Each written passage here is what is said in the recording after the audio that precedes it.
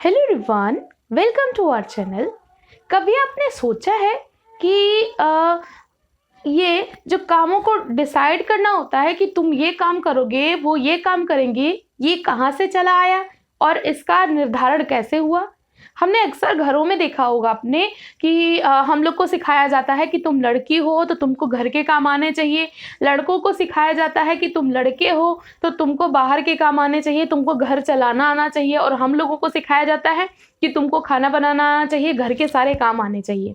तो ये जो चीज़ है ये कहाँ से आई? कहाँ से ये चीज़ आई कि कामों को अलग अलग डिसाइड करना कि तुम ये काम करोगे, वो ये काम करेंगे। कोई वृद्ध व्यक्ति होता है तो उसको आसान काम दे दिए जाते हैं, कोई बच्चा होता है उसको आसान काम दे दिए जाते हैं, कोई यंग है तो उसको मेहनत वाले काम दे दिए जाते हैं। तो ये चीज़ जो है ये कहाँ से आई, ये चीज़ कब से चलन में आई, तो इसी के बारे में आज हम जानेंगे, जो कि हमारा है टॉपिक समाज में श्रम विभाजन। इस पे दुर्खिम ने अपनी थियरी दी थी, उनकी जो बुक आई थी the division of labour in society, उसमें, और बहुत अच्छे से इसको डिफाइन किया कि समाजों में श्रम विभाजन क्यों है और इसके जो आधार हैं वो क्या रहे हैं पहले के समाजों में, अभी के समाजों में। इन सब के बारे में उन्होंने डिटेल में बताया। तो आज हम लेक्चर में इसी चीज़ को जानेंगे। अगर आपको ये वीडियो पसंद आती है तो वीडियो को लाइक कर दीजिए, चैनल को सब्सक्राइब कर लीजिए, वीडियो को अपने सभी फ्रेंड्स के साथ शेयर कर दीजिए। एंड अगर आपको इसके नोट्स चाहिए या इससे रिलेटेड एमसीक्यू क्विज वगैरह चाहिए तो आप हमारे पेड ग्रुप से जुड़ सकते हो, जिसमें काफ़ी सारे बच्चे ऐड हो चुके हैं और वो 10 अक्टूबर से चल रहा है कंटिन्यू। तो देर न करते हुए शुरू करते हैं आज का टॉपिक, श्रम विभाजन यानी कि डिवीजन ऑफ लेबर। ये जो वर्ड है ये फर्स्टली इसके बारे में किसने डिस्क्राइब किया? तो सबसे पहले इसके बारे में डिस्क्राइब किया एडम स्मिथ ने। एडम स्मिथ ने बताया कि जितना अधिक कामों का बंटवारा होगा किसी समाज में या किसी देश में, जितना अधिक श्रम विभाजन होगा उतना ही अधिक वो देश आगे प्रोग्रेस कर पाएगा। मतलब इनकी जो बुक थी द वेल्थ ऑफ नेशंस, इसमें इन्होंने बताया कि जितना अधिक डिवीजन ऑफ लेबर होगा उतना ही अधिक वो देश विकसित हो पाएगा, वो देश प्रोग्रेस की दिशा में आगे बढ़ पाएगा, उतना ही वो उन्नति कर पाएगा। तो श्रम विभाजन उन्नति का एक मार्ग प्रशस्त करता है अकॉर्डिंग टू एडम स्मिथ।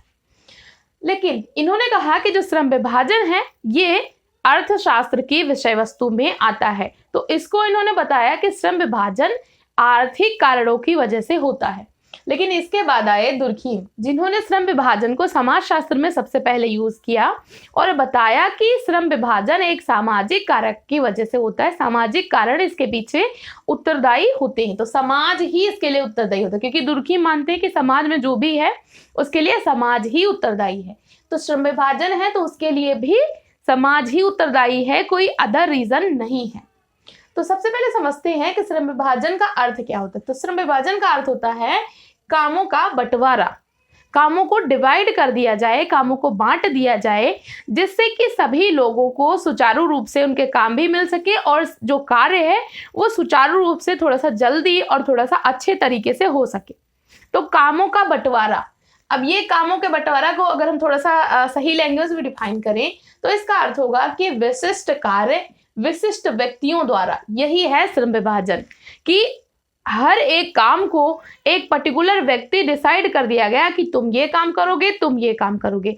तो विशिष्ट कार्य विशिष्ट व्यक्तियों द्वारा ये चीज डिसाइड कर देना, यही है श्रम विभाजन, जो कि समाज में अनंत काल से चला आ रहा है, स्टार्टिंग से चला आ रहा है।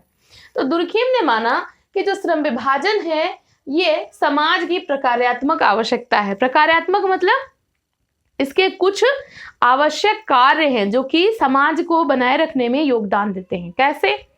दुर्खिम के अकॉर्डिंग जो श्रम विभाजन है ये समाजों में एकता बनाए रखता है, उसमें सुदृढ़ता लाता है, सब अपने अपने कार्य कर पाते हैं, सभी को एक पर्टिकुलर डिसाइडेड कार्य दिया हुआ है तो लोगों में विशेषीकरण होता है और वो एक दूसरे पे निर्भर हो जाते हैं।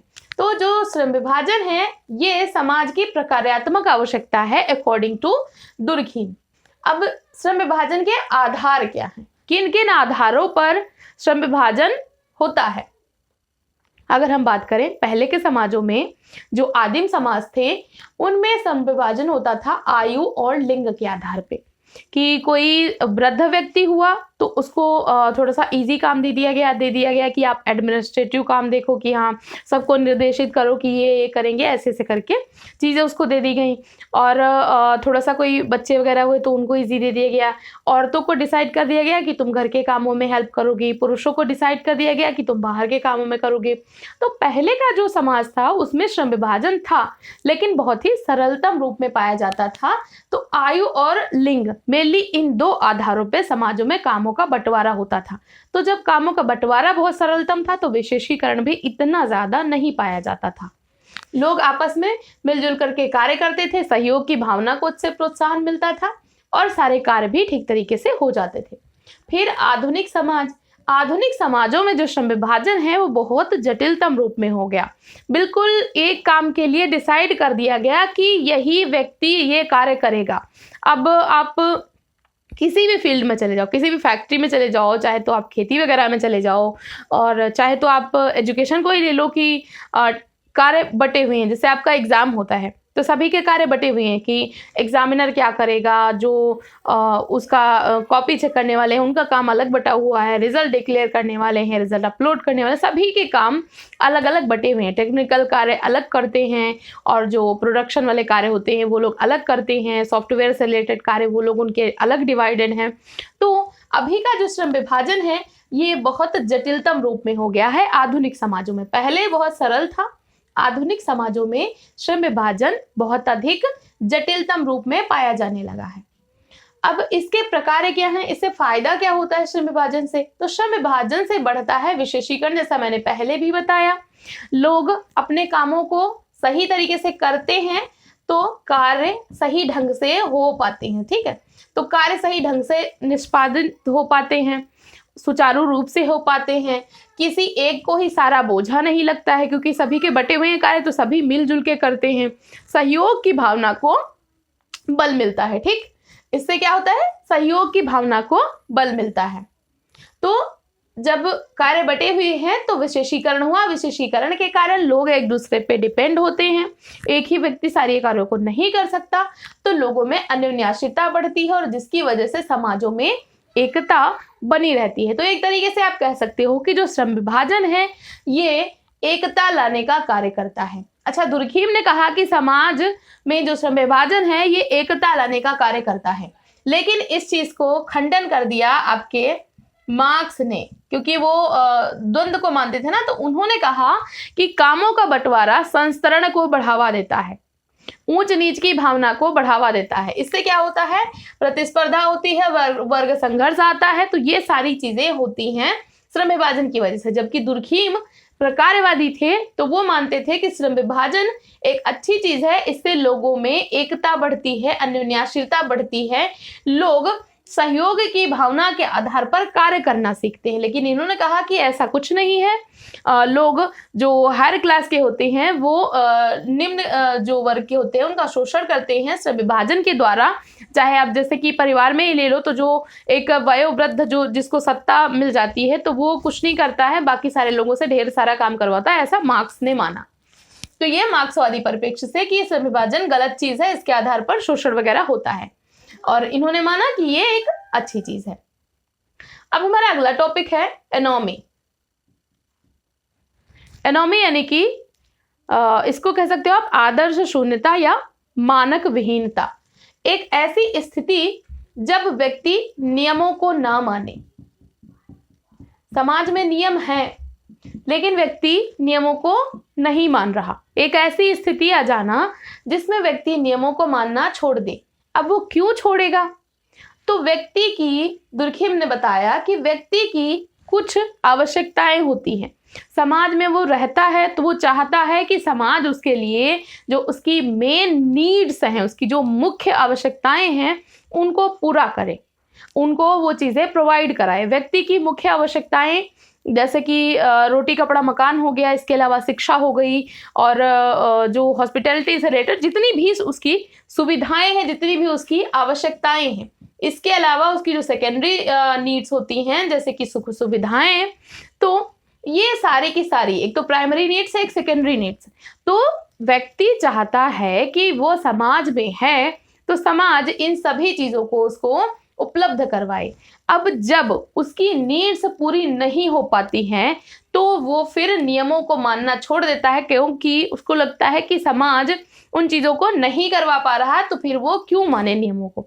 जैसे किसी के साथ कोई अन्याय हो जाए, ठीक, किसी ने सपोज दैट किसी के साथ में कुछ भी बुरा हो गया, अब वो नियम के अनुसार क्या है कि वो कानून की मदद ले।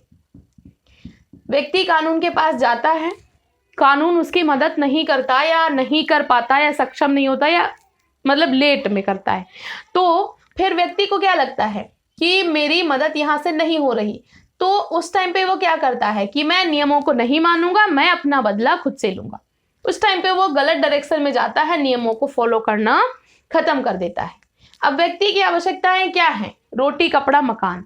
अब उसकी रोटी कपड़ा मकान की आवश्यकता पूरी नहीं हो पाती तो वो क्या कहता है कि पहले तो मेहनत करेगा, नियमों को मानते हुए मेहनत मजदूरी करेगा, लेकिन जब उसकी और उसके परिवार की वो नीड्स नहीं पूरी हो पाई तो उसने नियमों को मानना छोड़ा और चोरी करना शुरू कर दिया। ठीक, अब उस टाइम पे नियम विहीनता की स्थिति आ गई। किसी व्यक्ति की सैलरी कम है तो नियम क्या कहता है कि आप सैलरी के अनुसार अच्छा सा काम करो और जो आपकी ड्यूटी है उसको परफॉर्म करो, लेकिन अब व्यक्ति की आवश्यकताएं पूरी नहीं हो पा रही हैं। उस टाइम पे वो क्या करता है? रिश्वत लेना शुरू कर देता है। रिश्वत भी एक तरीके का एनोमी का ही उदाहरण है।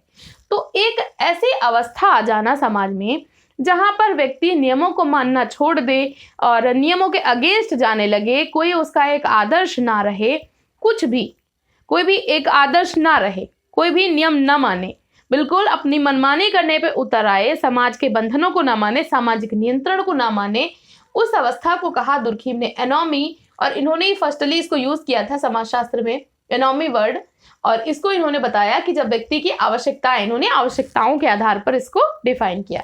वैसे एनोमी को मर्टन ने भी यूज किया है, तो जब मर्टन का टॉपिक आएगा तो हम पढ़ेंगे, लेकिन मर्टन ने इसको लक्ष्य के आधार पर बताया, दुर्खिम ने इसको आवश्यकताओं के आधार पर बताया कि जब व्यक्ति की नीड्स पूरी नहीं हो पाती हैं, उसकी आवश्यकताएं पूरी नहीं हो पाती हैं, तो वो नियमों से हट जाता है, समाज के नियमों को मानना छोड़ देता है, जो कि कहलाती है आदर्श विहीनता या मानक शून्यता।